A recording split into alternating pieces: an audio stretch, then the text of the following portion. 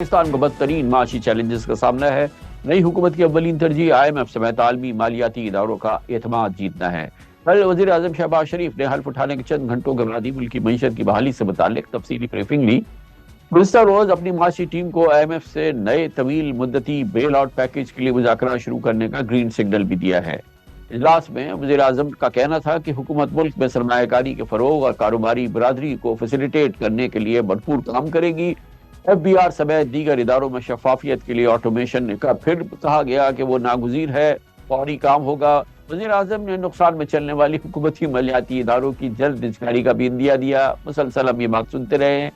शहबाज शरीफ साहब ने माशियत बहाली हिकमत अमली तरतीब देने का आगाज तो किया है। प्रिंसेस कप में मईशत से मुताल्लिक कल के इजलास में साबिक वज़ीर ख़जाना इसहाक डार मौजूद नहीं थे। लगता है कि नवाज शरीफ के सबसे करीबी साथी और 4 बार वज़ीर ख़जाना रहने वाले इसहाक डार पहली दफा नून लीग की माशी टीम से खारिज हो चुके हैं। इत्तलात है कि निगरां हुकूमत में वजारत खजाना के उमूर इज्जत तरीके से अंजाम देने वाली डॉक्टर शमशाद ही शहबाज शरीफ हुकूमत में भी वजारत खजाना की फिलहाल जिम्मेदारी संभालेंगी।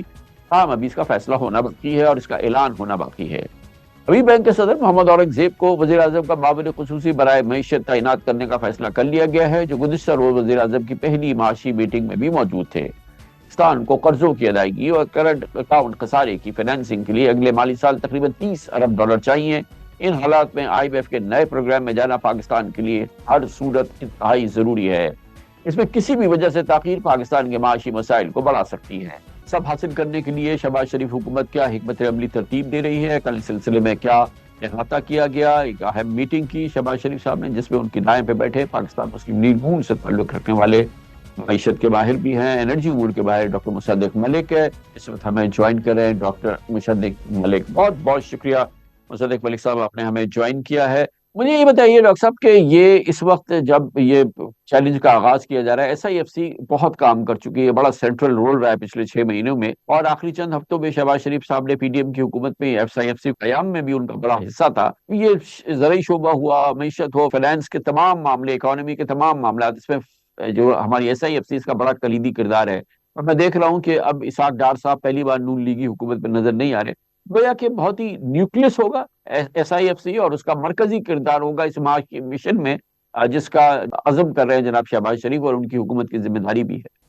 जी बिल्कुल, सेंट्रल इंस्ट्रूमेंट जो वज़ीर आज़म के गुमान में है, जिसे इस्तेमाल किया जाएगा, क्योंकि आपने देखा है कि SIFC की मुख्तलिफ लेवल्स के ऊपर वफाकी हुकूमत भी बैठी है, सूबाई हुकूमत भी बैठी है और डिस्ट्रिक्ट की हुकूमत भी बैठी है। जो 100 कवानीन है उसकी जगह 10 या 15 बुनियादी कवानीन और रेगुलेशंस बनाएंगे और ईज़ ऑफ बिज़नेस को बढ़ाएंगे। यानी पाकिस्तान एक ऐसी जगह बनेगी जहाँ पे you can plug and play business, कि आप पहले इजाज़तें लेने के अंदर ही 1-1, 2-2, 3-3 महीने ख्वार हो रहे हैं। इजाज़त ले ली तो पता चला एनवायरनमेंट तो प्रोविंस की है, फिर वहाँ भागे।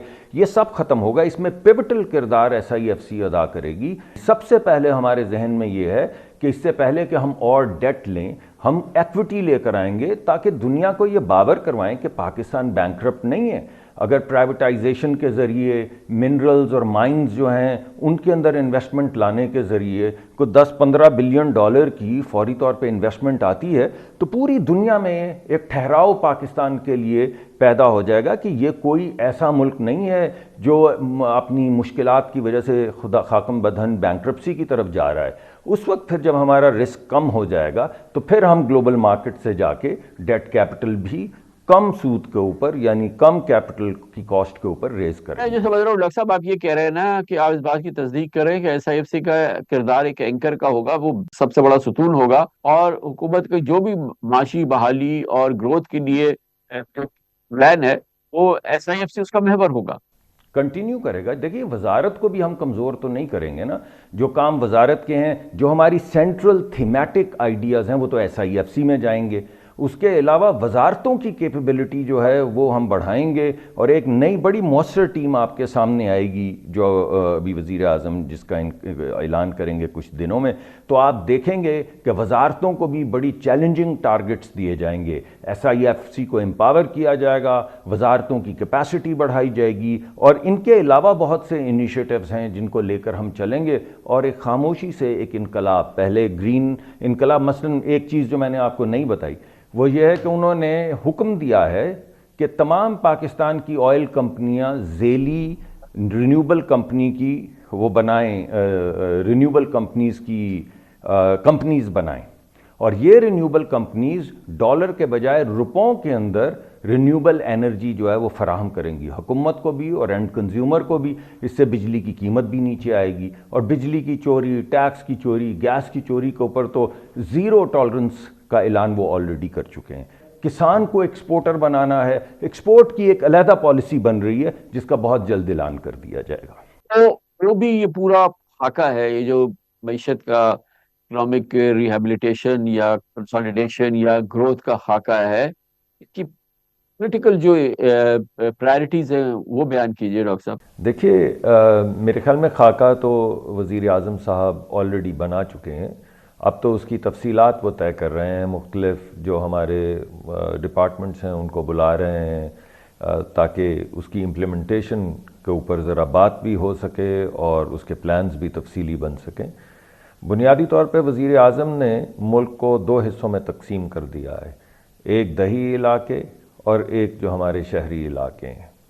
جو دیہی علاقے ہیں اس کے لیے انہوں نے کچھ تجاویز دی ہیں، ایک ان کے پاس ایک خاکہ ہے، آپ اس کو اسٹریٹجی کہہ سکتے ہیں، لائحہ عمل کہہ سکتے ہیں۔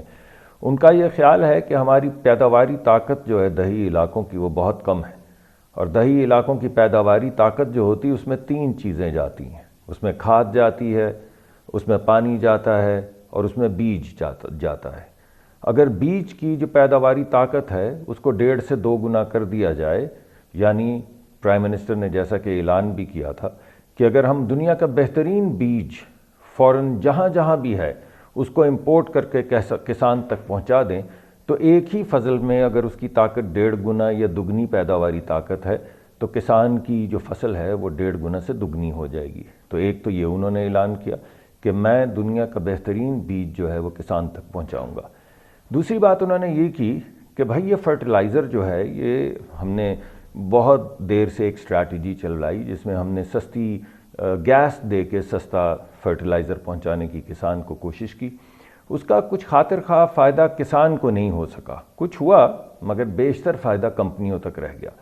تو انہوں نے یہ بھی اعلان کر دیا کہ اب ہم یہ کھاد جو ہے اس کی سبسڈی جو پہلے گیس کی شکل میں دی جاتی تھی کمپنیوں کو، اب کسان کو ڈائریکٹلی دی جائے گی تاکہ وہ بہترین کھاد جو ہے وہ بھی سہولت سے خرید سکے۔ فائنانسنگ کہاں سے آئے گی ڈاکٹر صاحب اس کے لیے؟ بیج باہر سے اگر آپ بہترین سیڈز لائیں گے، اس کو فائنانس کیسے کریں گے؟ اس کسانوں کو سبسڈیز دیں گے، اس کا پورا اسٹرکچر کیسے بنے گا؟ آپ نے کہا سولرائز کریں گے، یعنی جو کسان کو ملے گا کھیت کے لیے اور چیزوں کے لیے اس کے لیے سولر آپ کروائیں گے، تو یہ پورا پلان جو ہے، یہ ایگریکلچر پلان جو ہے، اس کو فنڈ کیسے کریں گے؟ دیکھیے، سب سے پہلے تو جو ہم گیس سستی دے رہے ہیں، یعنی میں نے پہلے بھی 1-2 پروگرامز میں کہا کہ اس وقت سعودی عرب اپنی جو فرٹیلائزر کمپنیاں اور پاور کمپنیاں ان کو $2 پر MMBTU کی گیس دے رہا ہے، اور قطر جو ہے وہ $3 کی دے رہا ہے، اور بحرین $4 کی دے رہا ہے۔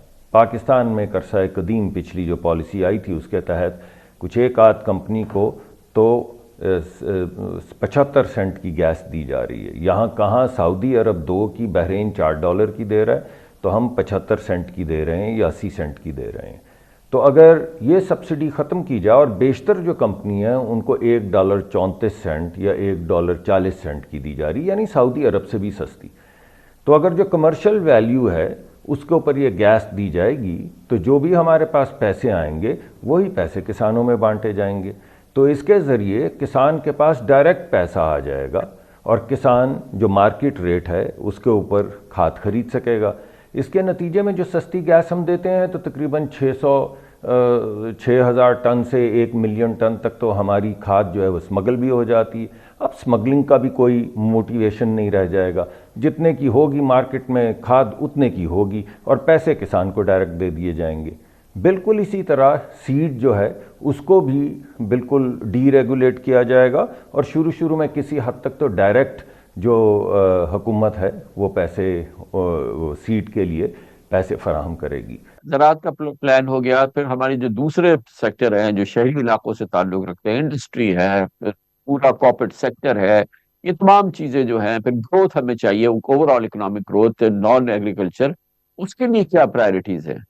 شہروں میں آپ کو یاد ہوگا کہ وزیر اعظم نے اپنی تقریر میں بھی کہا تھا کہ میں بڑی سختی سے، یہ یاد رہے انہوں نے لفظ استعمال کیا، سختی سے پابند کروں گا بینکوں کو کہ وہ یہ جو ہمارے نوجوان کروڑوں بچے جو اسکولوں سے کالجوں سے نکل رہے ہیں، جن کے پاس روزگار نہیں ہے، وہ چھوٹے چھوٹے کاروبار کرنے کی اہلیت رکھتے ہیں، وہ ایک سرٹن پرسنٹیج جو ڈپازٹس اس ڈویژن سے لیتے ہیں وہ ایس ایم ای سیکٹر کو دیں، یعنی ان بچیوں اور بچوں کو جو جن کے ذہن میں کوئی خاکہ ہے، کوئی خواب ہے، وہ کوئی نیا کاروبار شروع کرنا چاہتے ہیں، تو بینکس کو موٹیویٹ کیا جائے گا کہ وہ یہ پیسے ایس ایم ای کو دیں، اور اگر وہ اپنے ٹارگٹس میٹ نہیں کرتے تو کل حکم دے دیا گیا ہے اسٹیٹ بینک کو کہ وہ طریقہ کار طے کریں کہ کس طریقے سے پھر ان بینکس کو جو کہتے ہیں کہ بھئی آپ نے کہہ دیا، ہم نے سن لیا، ہم تو یہ نہیں کرنے والے، تو کس طریقہ کار کے ذریعے پھر ان کو ٹیکس کیا جائے گا یا کوئی اور انسٹرومنٹ استعمال کیا جائے گا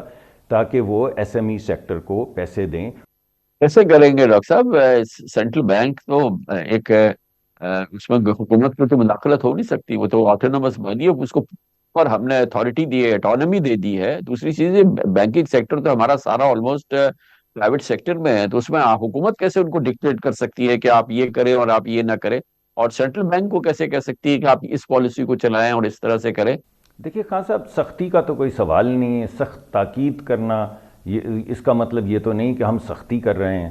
اگر کوئی نہیں دینا چاہتا، ٹارگٹ نہیں میٹ کرنا چاہتا، تو گورنمنٹ کے پاس ایک فسکل انسٹرومنٹ تو ہے، گورنمنٹ فسکل انسٹرومنٹ استعمال کرتے ہوئے جو پیسے وہ نہیں دینا چاہتے وہ ٹیکس کے ذریعے اکٹھے کر کے ڈائریکٹلی کسی اور طریقہ کار کے ذریعے، کسی ایس ایم ای بینک کے ذریعے نوجوان لڑکیوں اور لڑکوں تک پہنچانا شروع کر دے گا۔ اس میں کوئی ایسا تھوڑی کہ کسی کو پکڑ لیں گے، دھکڑ لیں گے، مجبور کریں گے، کوئی سختی وقتی اس سے زیادہ تو نہیں ہے۔